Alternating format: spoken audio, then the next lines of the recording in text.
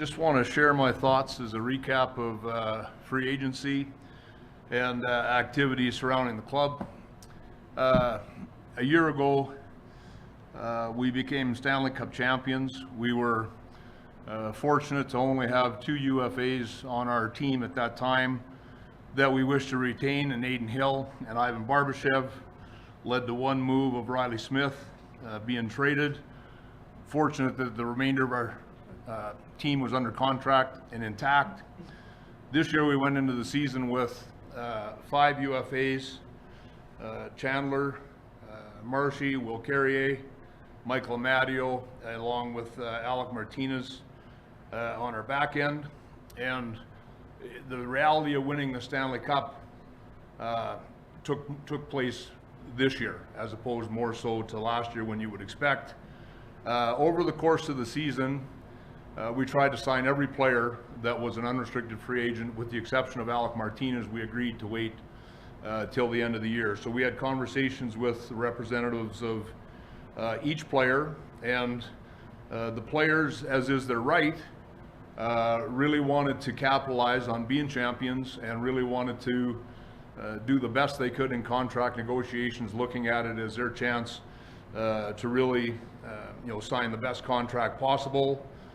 We continued to negotiate with people throughout the year. We got to the trade deadline. The decisions we made at the trade deadline were designed to help our team for the playoffs, where we were trying to repeat as Stanley Cup champions, and as well to keep us out of free agency today by having, with the case of Noah Hannafin, who we signed to a contract upon trading for him, Thomas Hurl, who was under contract. Those players become part of our team for the coming season, which is part of the makeup of our roster and leads to some of the decisions that had to be made. We think those are really good additions. This is the realities of the NHL. You've got good players that have been on a good team, that have had success. Every guy moves on to a real good contract in another organization, and we wish them the very best. When the season ended, the only free agent that we continued to negotiate with was with Jonathan Marchessault. With Marshy, we spoke to Marshy before the season began. We spoke to Marshy at the All-Star break, and when I say to Marshy, some of those conversations would be with his representatives. And then following the season, we had a number of meetings with his agent, Pat Brisson. We had numerous calls. We met in person twice at Buffalo at the NHL Combine. We met in person at the draft here on two occasions. And on Thursday, the day before the NHL draft, we felt that we had a pathway to get a deal done. I felt both parties were on the way to completing a deal. The next day, just prior to the draft, things really changed. And in the case of Marshy, it was really important for him to get the term of 5 years. That wasn't something that we were comfortable with, and quite frankly, the data doesn't support. He's going to be 38 years old in that final season, and maybe Marshy can, because he's proved people wrong his whole career, but it wasn't a position that we were comfortable with, the 5-year term. So that's really where it got to, and we couldn't bridge that gap. He moves on. We wish him well. All of the things that you people know about him are all the things that I got to enjoy every day. My personal relationship with him was great. His moments in our organization, in terms of the key moments, none better, and he'll go and continue to do the same thing with his new team in Nashville. With the others, again, it was their chance to capitalize. And free agency this year, as I mentioned, we wanted to try to stay out of free agency because of the money that was being spent. Today felt like 2016. There was some money back in the system. There were a lot of contracts given out today that had big term and had big AAV.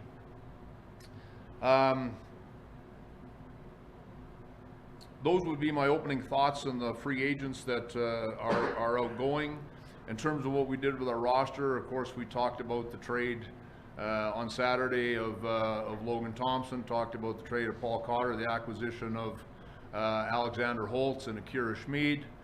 Today in free agency, as I suggested to you on Saturday, we added a backup goaltender in Ilya Samsonov, who comes to us after his time in Toronto. We again today came to agreement with restricted free agents Caden Korzak and Pavel Dorofeyev. We expect in the case of Pavel to really continue to blossom in the opportunity that he's going to now have on our team, and Caden Korzak will be a full-time NHL player this year based on what we saw from his time with our team last year. He's more than ready, I think, to step into an NHL lineup. Those are the moves that we made today, and I'd open it up to questions if I could, maybe before we do. I'm sure everybody's going to be watching development camp here this week. It's a really important week for the organization, for our scouting staff. We've got a lot of the key people from our amateur staff are here, our player development people are here, our pro scouting staff are in town because of free agency as well as development camp. It's a great opportunity to see the progression from one year to the next for the players that are here for the second or third time.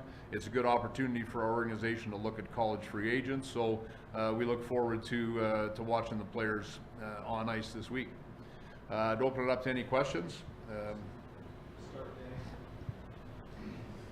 Kelly, I'm not sure if you heard Jonathan's comments this morning. He said that the team didn't try its best to keep him around. I'm not sure if you have any comments as far as to what he had said, but after everything that you just laid out, do you have any response to that? I didn't, Danny. We were working all day. Couldn't be further from the truth, I guess is what I would say.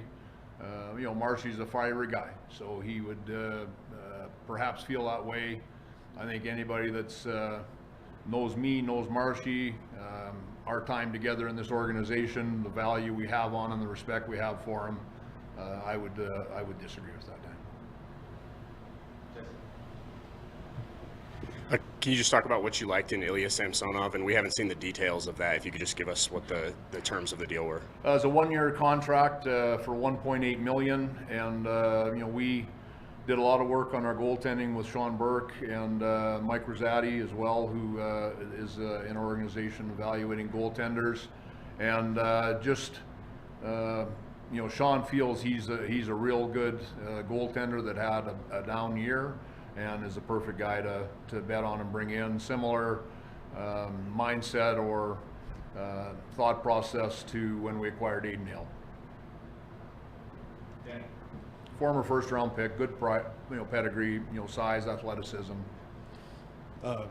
Among the RFAs, we noticed Akira Schmid was not qualified. Is there a pathway to bring him back, or do you expect to sign him to a new deal? Or We'll have something put together there shortly.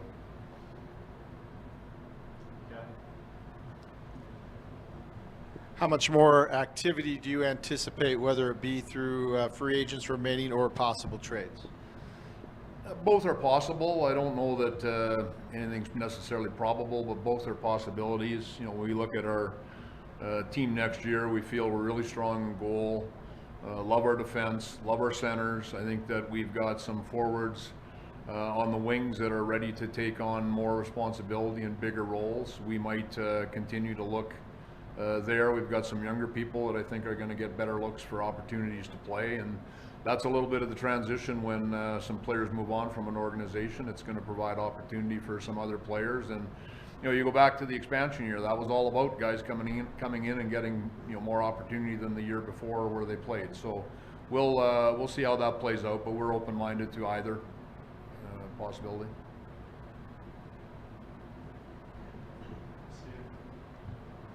Kelly, just what do you think about free agency, just compared to years past, just some of the deals that were done today, and maybe just in comparison to years past that you saw? Yeah, I think significantly different, and likely as simple as more money in the system compared to the flat cap that we had for like 4 or 5 years through the pandemic and coming out of the pandemic, and this would be more along the lines of what 2016, 2017, what those opening days of free agency looked like. Traditionally, there's a lot of mistakes made on July 1st. Obviously, there's a lot of situations where teams really do help their teams help their team by adding the right players at the right price, but it doesn't always work out with all of the transactions that happen on opening day. The value of the contract on Hurdle, San Jose retains a bit, so it's just north of 6, and then you extended Hannafin long term. You said you wanted to avoid free agency. Those do those contracts compare pretty favorably to what you saw handed out today? Yeah, I think. I mean, Thomas was under contract, so that would be a different situation. Noah was a expiring contract when we traded for him. We talked with his representation during the season to get a contract done to avoid a situation exactly like today. Both players I think are going to be really important on our team this year, and we're happy to have them. I think Noah really added some speed to our back end, partnered well with different players because of the in and out we had with some of the injuries and whatnot. So, as I touched on earlier, I think our centers and our D are really the strength of our team along with our goaltending. Kelly, you mentioned maybe the spending was a little different this year in free agency. Is that something you anticipated going in, or if not, did that maybe change the plan you had going in when you saw how teams were spending? No, we anticipated this for quite a few months, that this would be the result. The cap went up, everybody had more money, and this is a time where teams will look to shore up weaknesses from the previous year. When you look at some of the big spenders, it's teams that are really trying to change course and made those corresponding moves to try to improve their team. When you look at the forwards especially, do you feel like this might be a year that you have like maybe the most infusion of youth into that group? It could be, and again, I really, I like our centers, right? And I think what you'll have with a lot of teams when you look around the league is you come up with pairs, and then you're looking for complementary wingers to go with those players. So if your centers are as strong as ours are, I think it really helps, bring a younger player or an evolving player along. I think it's the best scenario for people like that. Your thoughts on Utah joining the league? That's a team with a lot of cap space right now, so they're probably going to be doing some stuff. And the territorial issues between Vegas.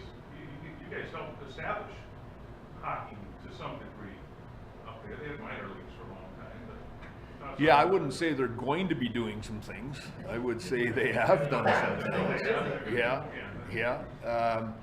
I anticipated that, and it's a unique situation. In Arizona, they had a completely different mandate, completely different template. I don't think one that anyone necessarily enjoyed, but through that, they were able to draft a lot of really good prospects.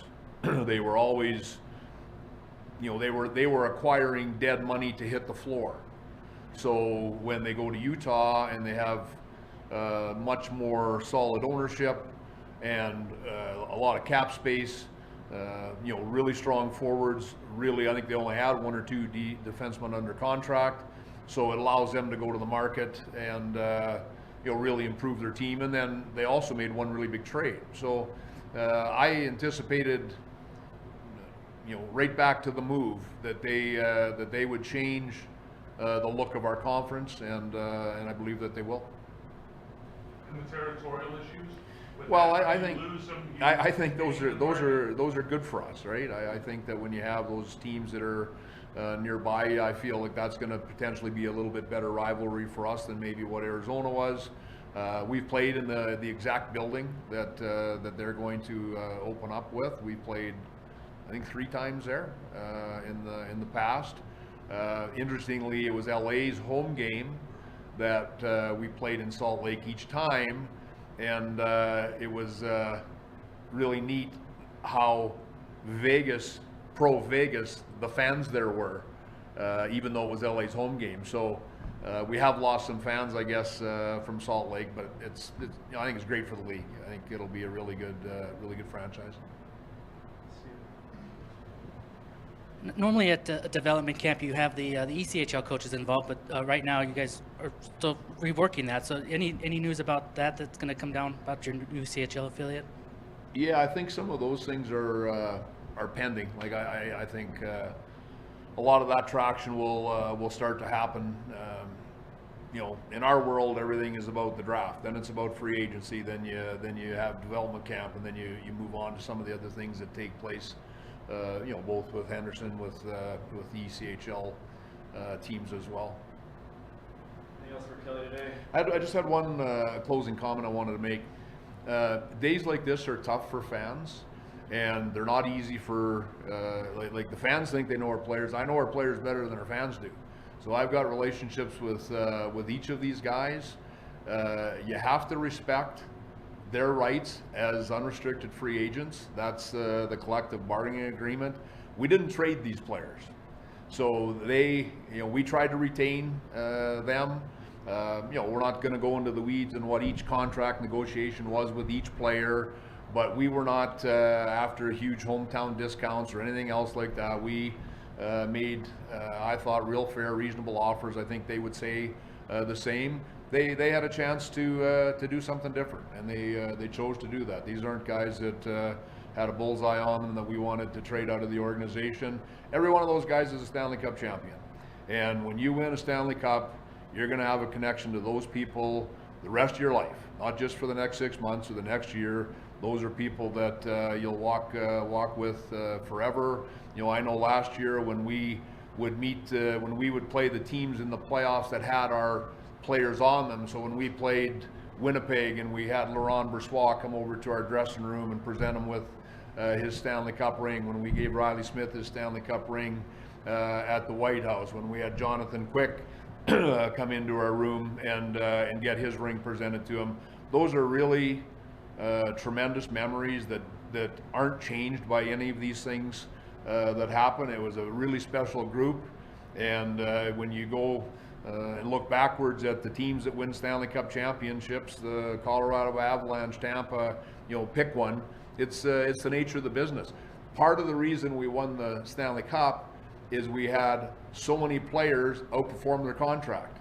Well, when their contracts come due, they go and find market value. That's the nature of the business. So it hurts. We feel the same way that a lot of you do and a lot of our fans do. But again, it's a part of the business that we all have to respect and understand. And at the same time, we're very excited about moving forward. We're very excited about seeing what some of these people can do that are going to get more opportunities potentially if we have more people come into the organization than what we are at presently. Those are all things that will play out. But our nucleus, the core of our dressing room, all of those things is still a very strong unit that's made up of real good talent, real good people. So those would just be my closing thoughts. I meant to touch on that right off the top, but just to close, I wanted to mention that. So thank you.